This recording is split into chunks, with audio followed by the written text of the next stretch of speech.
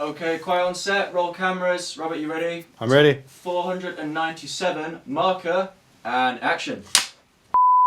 Hey everybody, I'm Robert. Welcome back to the channel. Welcome down here to the studio. Today we're going to go a little bit different direction than I had originally planned. It's Maximus's birthday, so we didn't have time to edit the GR Yaris video where I actually blew up the engine or severely damaged the engine on the Nürburgring. So that's going to be for tomorrow. It's Maximus's 8th birthday. I don't want to be late to his party. So what we're going to do instead is we're going to go to the Nürburgring. We're going to go to Apex, and I'm going to explain a little bit about my Saturday, why I didn't drive the E30 M3, which again in its own right is a little bit of a mishap with the inspection that we had to do on it. There was something wrong with the car. Something was missing that didn't allow us to get roadworthiness certifications and be able to register the car. Bit disappointing. You know, that's why I bought the car, was to take it out and enjoy it and just have a little bit of relaxed fun with it. But that's okay. We'll get it fixed up. We'll talk a little bit about that in the video. Before we go and look at that, there's one thing I want to clarify. In this video that was shot, that we're about to show, I stated that the car had oversteer, and I was a little bit confused by it. It didn't make sense to me because when I was in sport mode, which is 50-50 power distribution front to rear, I was getting oversteer. But when I'd go to track mode and it was 30 to the front and 70 to the rear, it wasn't getting oversteer. And I was scratching my head saying, what is going on? I'm driving it. It didn't feel right. Things weren't mixing up. Well, I said this to Misha. I said, Misha, I'm just baffled. Why is this? Something doesn't feel right with the car, with the setup. And he goes, Robert, you're backwards. Sport mode is 70-30. That's the playful way, or should I say 30 to the front, 70 to the rear. And track mode is 50-50. So it was all clarified then. It all made sense. So what I say here about the car having oversteer and needing to adjust the alignment, after this video, I went out and did more laps, got it switched around and understood, okay, track mode is 50-50. Sport mode is 30-70. It works the way that it should, so I don't think we need to worry about any of that power oversteer. Anyhow, before I babble on any longer, we're going to go straight to Robert, who is live at Apex, to share some E30 info with you.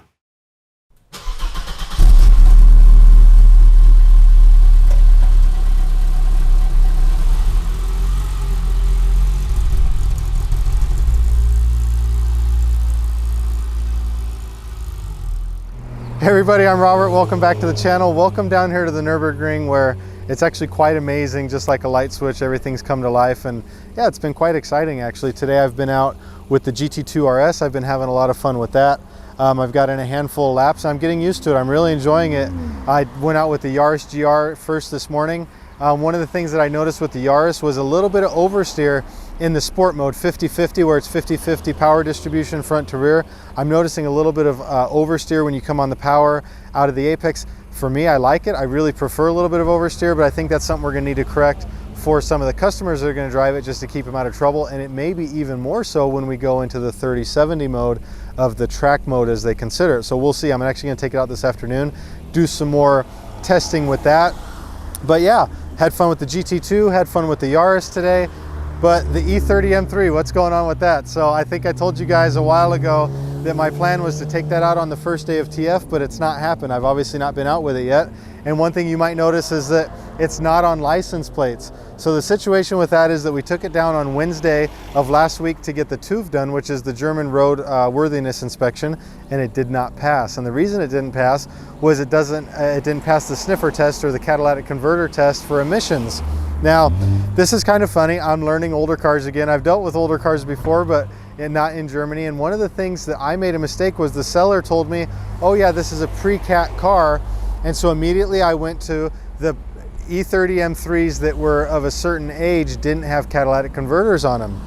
Not to be confused with the fact that in Holland, I think, and you guys can correct me if I'm wrong, before 1990 or 1992, somewhere in there, cars don't have to have cats on them. So in Holland, it's pre-cat in the sense that it doesn't need to, but in Germany it does, because the car actually came with cats on it, and this model is not a pre-cat E30. So the car should have had cats on it.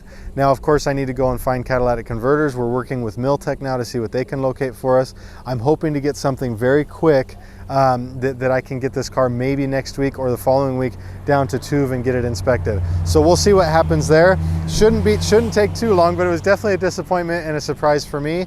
Should have known better, but again, my mind was on other things, not thinking about the differences between Holland law, where I bought the car, versus German law, where we have to register the car. So minor mistake, things happen, but it's still looking pretty. it's ready to go for me. So right when we get the tube handled in the next couple weeks, I will have that out, and I'm excited to share that with you guys. Anyhow, have a good laugh at me in the comments. We'll blame George. It's all his fault, and now he has to fix it. Anyways, we'll catch you guys later. Have a good one.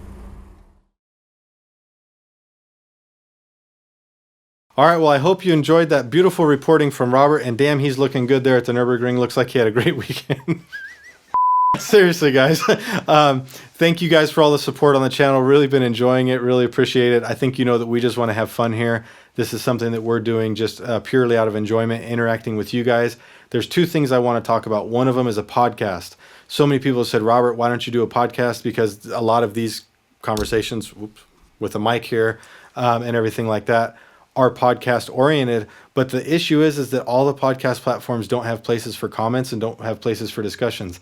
This is not a one-way conversation. This is really an engagement with you guys. And whatever platform we go to, you need to be able to interact with it, or it's not worth doing. So that's the reason that we haven't started a podcast.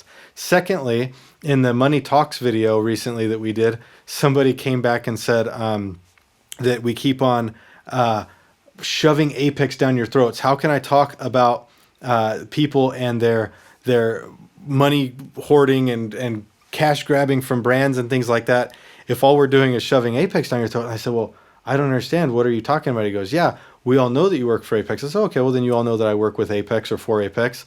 So that's obviously clear. And he said, yeah, but you sit here in front of the camera every day with your Apex shirts on or your Apex jacket logo, and you're just shoving it down our throats. And I said, you know what? I have no idea what this guy's talking about.